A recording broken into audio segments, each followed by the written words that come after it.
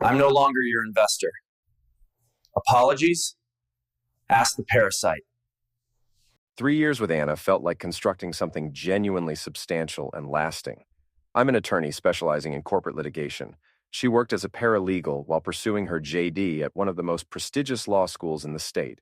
We shared my meticulously renovated Victorian house, a restoration project I dedicated countless weekends and years of my life to perfecting, and I covered her complete education costs, roughly $150K over 3 years. This wasn't casual financial support or charity. I was making a deliberate investment in the woman I fully intended to marry, in the shared life and future we were methodically constructing together. But there was always this persistent underlying tension, like an irritating hum of discord that never quite disappeared. Her college best friend, Leo. This guy was a freelance graphic designer, barely scraping by on restaurant menu design gigs and small business logos. Yet he carried himself with the pretentious air of some unappreciated artistic visionary destined for greatness. He'd successfully weaponized undermining our relationship into a sophisticated art form, never overtly enough to confront directly without seeming paranoid, just calculated psychological warfare expertly disguised as concerned friendship and protective loyalty. His primary tactical strategy involved constantly referencing and romanticizing Anna's ex-boyfriend Alex, some struggling indie musician who'd emotionally devastated her during their tumultuous 2-year relationship. When I'd plan a romantic weekend getaway to Cancun or arrange surprise dinner reservations at high-end restaurants, Leo would mysteriously recall some magical, spontaneous camping adventure or perfect impromptu road trip he and Anna once shared during their college years. You remember that incredible weekend, right, Anna? Those absolutely perfect moments can't be manufactured or scheduled. You need someone who truly understands and appreciates your wild, free-spirited soul. The subtext was always absolutely identical. I represented boring security and suffocating monotony while he served as gatekeeper to the authentic, passionate, creatively fulfilling existence she was allegedly sacrificing for financial stability. Anna swallowed his manipulation completely. That's just Leo being protective. He supported me when Alex shattered my world. He genuinely cares about my happiness. He's like family, Jack. Meanwhile, this family member was systematically draining our finances. Anna had transferred him money at least 4 times in recent months from our joint account that I exclusively funded. I was literally bankrolling the guy actively working to destroy my relationship. Patience is essential in my profession. You don't pounce on preliminary evidence. You allow opposing counsel to construct their own downfall. I waited for Leo to provide me the ammunition I needed. The opportunity finally arrived 4 weeks ago, after months of waiting. I'd just secured the most significant legal victory of my entire career, a complex corporate fraud case that had consumed 6 months of my existence. Half a year of my life vanished completely into depositions, witness interviews, document review, and sleepless preparation sessions. But we prevailed spectacularly in court, and it represented a genuinely career-defining moment for both my firm's reputation and my future advancement prospects. To commemorate this hard-earned achievement, I organized an elegant dinner party for my inner circle, close friends who'd barely seen me during those absolutely grueling months of legal warfare. Making an effort to maintain domestic harmony and appear generous, I encouraged Anna to invite her entire social group as well. Naturally, this decision guaranteed Leo's inevitable attendance at my celebration. Initially, the evening unfolded absolutely perfectly according to plan. Exceptional company filling every room, premium vintage wine I'd been specifically reserving for momentous occasions, finally experiencing genuine relaxation and satisfaction after what felt like an eternity of professional stress and pressure. Leo predictably gorged himself on my expensive booze collection while behaving as though he co-owned the entire residence and had equal claim to hosting duties. Several drinks deep into the evening, he decided to stage his inevitable performance for our captive audience. He launched into some incredibly pompous, pseudo-intellectual dissertation about a contemporary art exhibition he'd allegedly attended, which served as elaborate setup for lecturing everyone present about the fundamental philosophical divide between authentic creators and soulless corporate drones. It represents entirely different approaches to existing in the world, he proclaimed with theatrical gravity, maintaining aggressive, challenging eye contact with me specifically. Certain individuals are motivated by genuine passion, by true artistic expression and creative integrity. Others prioritize more conventional, mundane concerns like financial security and social respectability. He deliberately savored a prolonged, contemptuous sip of my expensive wine while delivering this pronouncement. My friends immediately recognized his game and were transmitting looks that could spoil dairy products. I maintained a controlled smile and refused to engage with his provocation. But Leo wasn't finished orchestrating his show. He pivoted toward Anna, adopting his signature concerned friend persona. "I genuinely hope you found true fulfillment, Anna," he announced, voice saturated with manufactured sincerity. "Jack's undeniably a decent person. He provides stability. He's a reliable provider. He's dependable." He pronounced dependable like diagnosing a terminal illness. Then he executed a theatrical pause, locked eyes with me directly, and allowed that characteristic smug expression to spread across his features. "But honestly, you could definitely do significantly better than him." There it was, the rope I'd been anticipating. Complete silence engulfed the table. The proverbial pin could have been audible. My friends appeared ready to physically restrain themselves from vaulting across the furniture. Anna simply stared downward at her plate, flushed with embarrassment. Not anger directed at him, but mortification that he'd created a public spectacle. In that instant, everything crystallized with perfect clarity. The patient attorney vanished. The man who'd just experienced fundamental disrespect in his own residence before his closest friends, from someone benefiting from his generosity. That individual assumed control. I placed my silverware down deliberately, clasped my hands together, and focused my attention entirely on Leo. The gracious host had departed. The prosecutor had approached the bench. "That's quite a provocative assertion, Leo," I stated, my voice assuming a dangerously quiet tone. "I am genuinely fascinated by your logic. What specific qualities define a superior man for Anna? Please elaborate with precision. Present your criteria systematically." Leo was completely blindsided. He'd prepared for emotional confrontation, not methodical cross-examination. "Well, obviously, you understand," he fumbled. "Someone more compatible with her personality, a creative individual, someone who truly comprehends her essence." "Fascinating," I acknowledged with a thoughtful nod. "So, creative aptitude represents the primary qualification. Intriguing hypothesis, and I presume you consider yourself embodying this description?" "I believe I understand her more profoundly than anyone else," he declared, inflating with renewed confidence. "Excellent. So you've established yourself as the benchmark standard. Let's scrutinize that claim thoroughly. Rather than discussing abstract concepts, let's examine tangible investments." I leaned forward slightly. As everyone present knows, Anna is currently enrolled in her second year at an elite law institution. Prestigious program, corresponding price point. I'm financing that entirely. Tuition, textbooks, living expenses, everything. This represents more than financial commitment. It's an investment of faith. Faith in her potential, faith in our shared future. Leo's complexion was already shifting toward pale, but I was far from finished. "So my question for you, Leo, as the self-declared gold standard of what constitutes better for Anna, what tangible investments have you made in her future recently, beyond your consistently destructive commentary about me? Let's also examine the vehicle she operates. Safe, reliable, ensures she reaches campus without mechanical failures. I purchased that for her. Now, you also own transportation, correct? That stylish convertible that seems to spend more time receiving repairs than providing transportation. Anna's had to loan you money for mechanical issues at least 4 separate times in recent months, hasn't she? Funds from the household account that, incidentally, I'm the sole contributor to.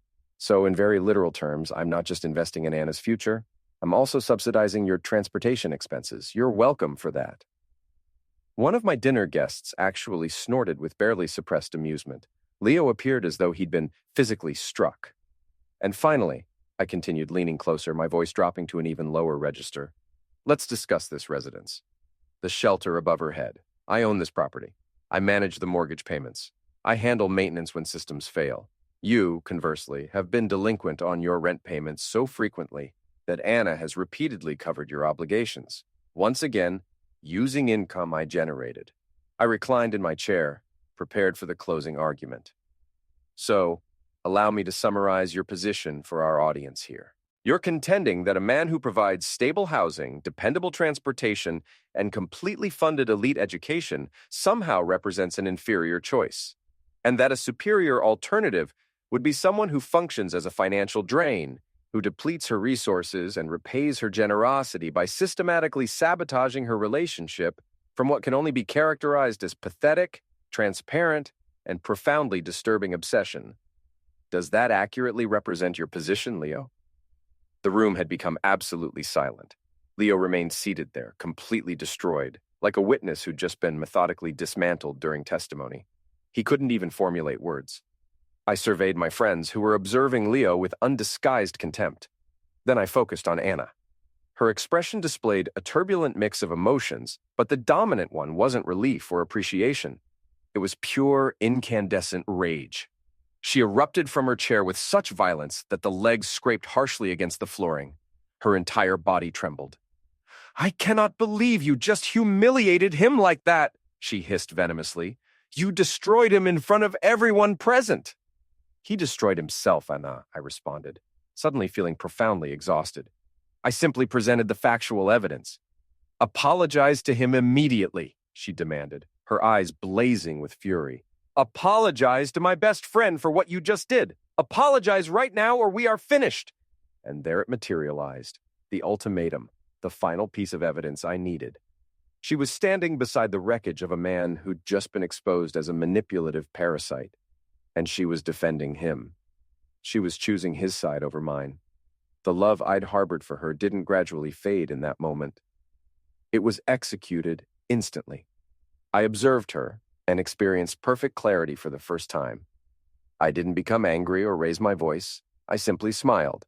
Small, melancholy, and completely final. Without uttering another word, I stood up, collected my wine glass, and walked toward the kitchen, leaving her standing alone in the silent dining area. The case had concluded. The verdict was delivered. Anna and Leo departed together that evening amid dramatic chaos and wounded pride. She relocated to his apartment immediately, a decision clearly made during the heat of rage and his humiliation. In her mind, she'd issued a challenge and was expecting me to return groveling, to beg and repair what I had destroyed. She was completely unaware that I'd simply accepted her terms. For 2 complete weeks, I maintained absolute silence, didn't answer her calls, ignored the flood of angry, then confused, then desperate messages. I completely ghosted the mutual friend she dispatched to advocate her case. Rather than pursuing her, I got busy. My house, which had felt like our shared home, now felt like a crime scene requiring cleanup. I dedicated an entire weekend to methodically packing every single possession she owned into cardboard boxes. This wasn't vengeful or vindictive, it was therapeutic cleansing. I was functioning as an executor settling the estate of a deceased relationship. After completing that task, I stacked everything in the spare bedroom, replaced all the locks, updated the security system codes, and placed 2 telephone calls. They weren't enjoyable conversations, but they represented the logical consequences of the verdict she'd delivered. The first call went to the dean of admissions at her law school. I maintained an excellent relationship with him through my alumni activities. I explained in calm, professional language that due to a permanent change in my personal circumstances, the private scholarship fund I'd established to cover Anna's educational expenses was being dissolved with immediate effect. The second call went to the managing partner at my firm. I'd expended considerable political capital to secure Anna a highly coveted summer internship position there, a genuine career-launching opportunity. I explained that a severe and irreconcilable personal conflict of interest had developed, and the offer required immediate rescission.